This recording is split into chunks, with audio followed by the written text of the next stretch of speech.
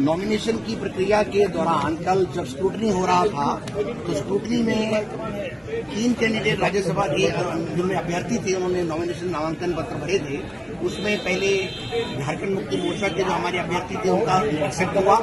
उसके बाद कांग्रेस के जो अभ्यर्थी थे महागठबंधन के दोनों कैंडिडेट्स का नॉमिनेशन नामांकन पत्र उन्होंने एक्सेप्ट किया। और जब एक इंडिपेंडेंट कैंडिडेट है परिमल नाथवानी, उनका जब नॉमिनेशन आया तो नमन दीक्षल जी हैं कौनगिरी के एमएलए साहब, जो प्रपोजर हैं प्रणव झा जी के, उन्होंने ऑब्जेक्शन किया और उस ऑब्जेक्शन को हमने लिया कि जो नाथवानी परिमल जी हैं इनका जो असली नाम है वो नाथवानी परिमल नहीं, परिमल नाथवानी है। और साथ ही इन्होंने जो अपने एफिडेविट में इतनी ग्लेरिंग डिस्क्रिपेंसी है और जो डिफेक्टिव एफिडेविट है कानून के तहत, उसमें उन्होंने एफिडेविट फाइल नहीं किया और जो सीधा rule 4A conduct of election rules 1961 की वायलेशन है कि हर अभ्यर्थी को अपने नामांकन पत्र के साथ एक फॉर्म 26 परफॉर्मा है, उसके तहत अपना एफिडेविट देना पड़ता है। और उसमें प्रक्रिया में 6 बिंदुओं पर आपको इन्फॉर्मेशन देनी पड़ती है कि आप अपना, अपनी धर्मपत्नी का या अपने HUF कोई फैमिली, हिंदू अनडिवाइडेड फैमिली की कोई उनकी फर्म है उनके बारे में या अपने डिपेंडेंट्स के बारे में जानकारी दें।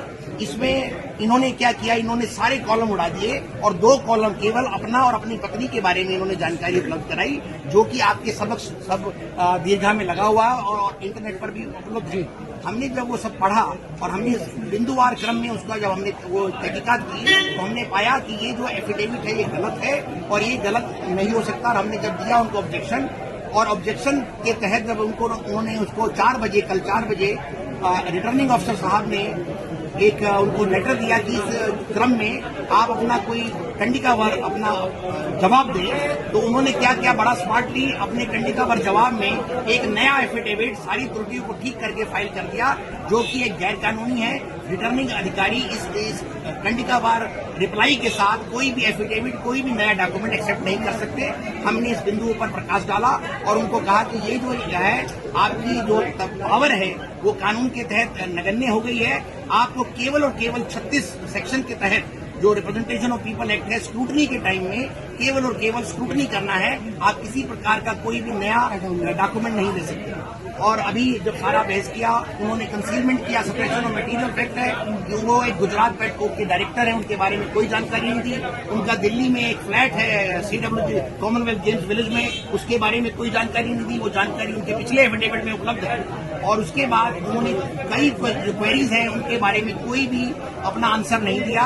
इसलिए फॉर्मेट, बिल्कुल फॉर्मेट चेंज है, वो इलीगल फॉर्मेट है, गैर कानूनी है।